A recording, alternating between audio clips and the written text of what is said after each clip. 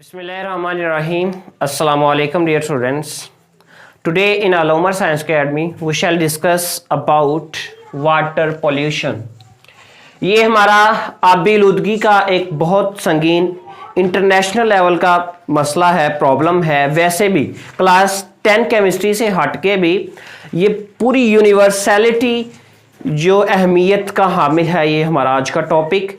इसका जो नॉलेज रखना हर बंदे के लिए इम्पोर्टेंस है, खासकर किसान हजरात के लिए। उन्हें भी पता होना चाहिए कि जो हम काम कर रहे हैं उसके माहौल पर क्या इफेक्ट होते हैं, और फिर जो गाड़ियां चलाते हैं तमाम सब लोगों को जो है इसका सेंस, इसका नॉलेज होना चाहिए। सो आज हम देखते हैं what is the definition of water pollution. The definition of water pollution is that contamination of water bodies. Contamination में ना खराबी पैदा होना, कोई जो है आलूदकारों का जो है दाखिल होना water bodies. What are water bodies, ये मैं आपको एक्सप्लेन करता हूं क्या होती हैं। उससे पहले इसकी एक और डेफिनेशन जो है हमारे पास वाटर पोल्यूशन की, उसको देख लेते हैं। वो क्या होती है जी? Any undesirable change in water bodies. कोई भी जो हमारी ख्वाहिश, हमारी तमन्ना के उल्ट, अनडिजायरेबल, नॉट फेवरेबल चेंज, कोई भी अनफेवरेबल चेंज जो अकर हो जाए इन वाटर बॉडीज, जो कि फायदा ना हो, जिसका बजाते हो यानी कि जिसका नुकसान ही हो, उसे हम क्या बोलते हैं? उसे हम जो है वाटर पोल्यूशन बोलते हैं। Is it okay? What are water bodies, ये आपको याद रखना इंपॉर्टेंट है। आप लिख भी लें अगर लिखना है तो। क्या है? लेक्स, झीलों को बोलते हैं, रिवर्स, समुंदर और ग्राउंड वाटर, ये सारे पानी जो है ये वाटर बॉडीज में आ जाते हैं। Then what are the causes of water pollution. क्या क्या वजूहात हैं, क्या क्या इससे जो है इसकी वजह से तब्दीलियां रूनुमा होती हैं और किस वजह से ये पैदा होती हैं। पोल्यूटेंट्स सबसे पहला पॉइंट है। What are pollutants? So pollution causing agents, वो एजेंट जैसे राग एजेंट जो है वो दहशतगर्दी फैला रहे हैं ना, ऐसे वो एजेंट्स जो आलूदगी फैला रहे हैं उसे हम पोल्यूटेंट्स बोलते हैं। So pollution causing agents with harmful compounds, यानी कि नुकसानदा कंपाउंड के साथ जो होते हैं उन्हें हम क्या बोलते हैं? पोल्यूटेंट्स बोलते हैं, जो कि नुकसान पहुंचाए। किसको पहुंचाए? हमारे वाटर को। Is it okay? देन है इसमें बहुत सारे आ जाते हैं, नॉक्स, कॉक्स और बहुत सारे अदर जो वेस्ट हैं, उनको हम वन बाय वन आगे फर्दर डिस्कस करेंगे। उससे पहले हम आ जाते हैं हमारी सब हेडिंग है। हमने 3 हेडिंग्स को आज डील करना है। नंबर 1 जो है इंडस्ट्रियल इन्फ्लुएंस, यानी इंडस्ट्रीज के क्या क्या असरात हैं हमारी आलूदगी, वाटर की आलूदगी बढ़ने में। देन है हमारे पास सेकंड हेडिंग डोमेस्टिक इन्फ्लुएंस, जो डोमेस्टिकली घरेलू जो चीजें हैं, जो घरेलू जो है वेस्टेज है, उसके खारिज होने से पानी में किस हद तक और किस तरह और कैसे कैसे आलूदगी पैदा होती है। देन एग्रीकल्चर इन्फ्लुएंस के हमारे पास जो ज़राअत में जो चीज़ें यूज़ होती हैं उनसे क्या क्या असरात होते हैं, कैसे कैसे आलूदगी वाटर में पैदा होती है, ये आज हम देखेंगे। देन है population increasing day by day. आपको पता है हम इंडस्ट्रीज क्यों सेटअप कर रहे हैं। जो Faisalabad is the city of industries, यानी इसको मैनचेस्टर भी बोला जाता है, and specially in Khodiyawala our home place. यहाँ पे बहुत सारी इंडस्ट्रीज हैं, जड़ावाला रोड, और आप देख लें वैल्यूडेशन। तो बहुत ज़्यादा इंडस्ट्रीज की ज़रूरत क्यों पड़ी है? क्योंकि पॉपुलेशन बहुत ज़्यादा बढ़ रही है। उनको अपनी रोजी रोटी के लिए किस चीज़ की ज़रूरत है?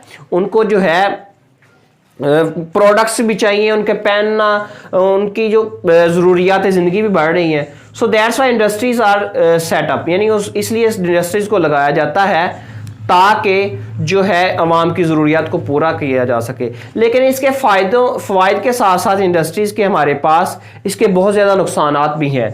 सो हम देखते हैं unfortunately industries also produce waste materials. ये मैंने आपको बोला है कि हमारी ज़रूरियात को तो पूरा कर रही हैं इंडस्ट्रीज, लेकिन उसके साथ साथ वेस्ट मटेरियल्स भी ये पैदा कर रही हैं which are very harmful for the environment.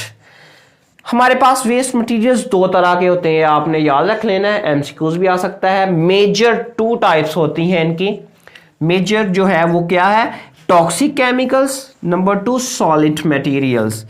सो ये हमारे पास होते हैं। फिर इंडस्ट्रियल इन्फ्लुएंस, इंडस्ट्री से कौन कौन से जो है हमारे पास आलूदकार निकलते हैं जिससे जो है पानी पल्यूट होता है, तो वो हम देखेंगे कौन कौन से हैं जी।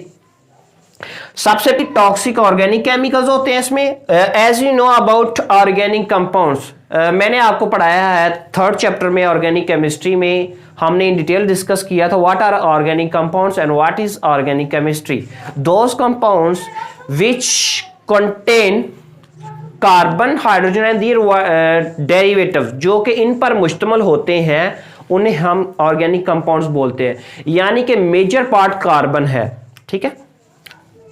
सो इनऑर्गेनिक सॉल्ट्स भी इसमें से, यानी कि जैसे NaCl है, इसमें जो कार्बन के कंपाउंड्स है ही नहीं ना, तो क्लोरीन है और Cl है, यानी क्लोरीन ग्रुप 17 का एलिमेंट है और सोडियम जो है ग्रुप 1 का है। मेटल और नॉन मेटल ने रिएक्ट करके जो है साल्ट बना दिया है। सो ये भी साल्ट्स भी इंडस्ट्री से खारिज होते हैं। Then heavy metals, heavy metals which are not favourable for our health, for our environment, ये हमारी सेहत को नुकसान पहुंचाते हैं। हैवी मेटल्स में हमारे पास कौन कौन सी, ये आपने एमसीक्यू याद रख लेना है। कैडमियम, लेड, मरकरी, इनके नाम है। फिर मिनरल एसिड्स, आप मिनरल एसिड्स भी इंडस्ट्री, यानी कि ये सारी चीज़ों जो मैं आप बोलूँगा ये इंडस्ट्री से खारिज होती हैं, इंडस्ट्री से ही मिलती हैं। तो मिनरल एसिड्स में हमारे पास HCl hydrochloric acid, H2SO4 the king of chemicals sulphuric acid and HNO3 nitric acid.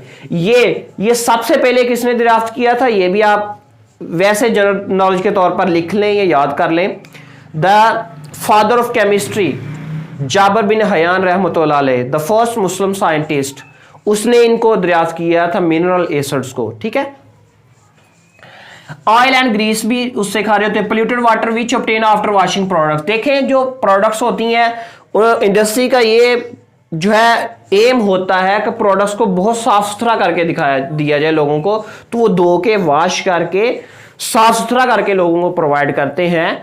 तो होता ये है कि जो जिस वाटर से हम उसको वॉश करते हैं वो भी पोल्यूट हो जाता है, उसमें केमिकल्स मिक्स हो जाते हैं। इस तरह वो भी जो है किसी ना किसी तरह डायरेक्टली और इनडायरेक्टली, देखें डायरेक्टली इनडायरेक्टली जो है डिस्चार्ज हो जाता है वाटर बॉडीज। वाटर बॉडीज में आपको बता चुका हूं, lakes, rivers, oceans and ground water, ये आपने भूलना नहीं है, मैं इसका 3-4 दफा इस लेक्चर में जिक्र करूंगा। देन है effects of industrial influence. Then इसके असरात क्या है भाई, ये जो चीजें निकलती हैं इंडस्ट्री से, इनके पॉजिटिव या नेगेटिव इफेक्ट्स क्या हैं, देखें, ठीक है। ये आपको शॉर्ट क्वेश्चन आ सकता है। देन ये industrial influence as a whole is long question, जो आपको एक्सरसाइज में पूछा गया है। फिर आपको एक और लॉन्ग क्वेश्चन डोमेस्टिक इन्फ्लुएंस के बारे में अलहदा लॉन्ग क्वेश्चन पूछा गया है एक्सरसाइज में। एग्रीकल्चर इन्फ्लुएंस के बारे में अलहदा पूछा गया है। देन देखें जी असरात क्या होते हैं, दे deteriorate the quality of water, पानी की जो है क्वालिटी को कम करते हैं, खराब करते हैं। reduces dissolved oxygen in water, होता यह है कि देखें ये जब पानी जो है वाटर बॉडीज में जाता है उसमें एक्वेटिक लाइफ होती है, एक्वेटिक लाइफ को जो है ऑक्सीजन चाहिए होती है। तो इससे क्या होता है, जब ये जाते हैं उसमें ऑक्सीजन रिड्यूस हो जाती है। जब ऑक्सीजन रिड्यूस हो जाती है तो it create suffocation for aquatic life, यानी कि उनको घुटन महसूस होती है जिससे डेथ भी हो सकती है, इनको सांस लेने में तंगी आती है। जैसे हम इस माहौल में, इस फिजा में सांस ले रहे हैं ना, इसी तरह एक अंदर का माहौल यानी कि आबी माहौल भी है जो कि हमारे लिए मछलियां वगैरह के लिए है। देन सीपेज थ्रू सॉइल, ये जो कंटेमिनेटेड वाटर है, देन सीपेज थ्रू, ये जब वाटर जाता है तो ये रसता है, जिसे रसना नहीं कहते, ऐसा सब जो है जमीन से जो है नीचे को रसता है, तो हार्मफुल होता है। किस किस के लिए, हमारे पास फॉर ड्रिंकिंग पर्पसेस, पीने के लिए बहुत नुकसानदाह होता है, इसके फायद नहीं है। सो ये जो है सॉइल वाटर को भी कंटेमिनेट करता है, खराब करता है। पौधों के लिए भी ये जो है नहीं अच्छा होता और एनिमल्स के लिए भी ये अच्छा प्रूव नहीं होता। देन हमारे पास heavy metal, H for heavy, M for metals, जिसमें ये मैं पहले भी डिस्क्राइब कर चुका हूं। अगर ये ज्यादा मिकदार में हो, अगर इनकी ज्यादा मिकदार हो तो ये पॉइजनिंग साबित होते हैं, जहरीले साबित होते हैं। कैसे? मैं आपको इन तीनों का अलग-अलग डिस्क्राइब करूंगा, अलग-अलग इनका जो नुकसानात बताऊंगा, इनसे अलग-अलग इनसे कौन कौन सी बीमारियां काज होती हैं वो मैं आपको एक्सप्लेन करूंगा। नंबर 1, एक्यूट पॉइजनिंग, जो जब बहुत ज्यादा हो जाए तो उससे क्या होता है, ब्लड प्रेशर बढ़ता है, ब्लड प्रेशर के जो मसाइल आते हैं, फिर किडनी डैमेज, गुर्दों की खराबी हो सकती है, रेड ब्लड सेल्स डैमेज हो सकते हैं, इससे होते भी हैं, ठीक है। और number lead, PB is the symbol of lead. So neurological function disturbance, उसमें या न्यूरोलॉजिकल फंक्शन में डिस्टर्बेंस आती है। फिर जो है मरकरी, जो कि थर्मामीटर में यूज हुई होती है, उसे मरकरी कहते हैं। एक्यूट, बहुत ज्यादा उसकी मिकदार हो, इफेक्ट्स ऑन किडनी, गुर्दों पर, जिगर पर, ब्रेन और central nervous system. CNS is known as central nervous system. Then domestic influence हमारी नेक्स्ट सब हेडिंग है। डोमेस्टिक में ना घरेलू, उसमें सबसे पहले जो हमारे पास डिटर्जेंट्स हैं, डिटर्जेंट्स का देखा हम घरों में सफाई के लिए ज्यादातर चीजें यूज करते हैं, जिसमें डिटर्जेंट्स इनको बोला जाता है। डिटर्जेंट्स क्या होते हैं, उनकी डेफिनेशन सबसे पहले देखते हैं। Salts of organic sulphonic acids, इसकी एक और भी डेफिनेशन, लेकिन ये आपने जो याद रखनी कि salts of organic sulphonic acid. And what are organic sulphonic acids? Organic sulphonic acids are the organo sulphur compounds family. ये किसकी फैमिली है? ऑर्गेनो सल्फर कंपाउंड्स की फैमिली है, जिसका हमारे पास general representation G for general, R for representation. Generally हम इनको कैसे ज़ाहिर करते हैं? RSO3H। और इनकी जो GF का मतलब होता है जनरल फार्मूला जो इनका है वो RC6H4 बॉन्ड SO3 नेगेटिव यानी कि एनाइन है और Na पॉजिटिव होता है। एग्जांपल्स इसकी देख लें डिटर्जेंट्स की, ये आपने याद रख लेना है और इनके फार्मूला आपने लिख भी लेने, बुक में मेंशन नहीं है। देखिए जी, मॉलिक्यूलर फार्मूला जो है हमारे पास सोडियम लोराइल सल्फेट है, पहली इसकी मिसाल।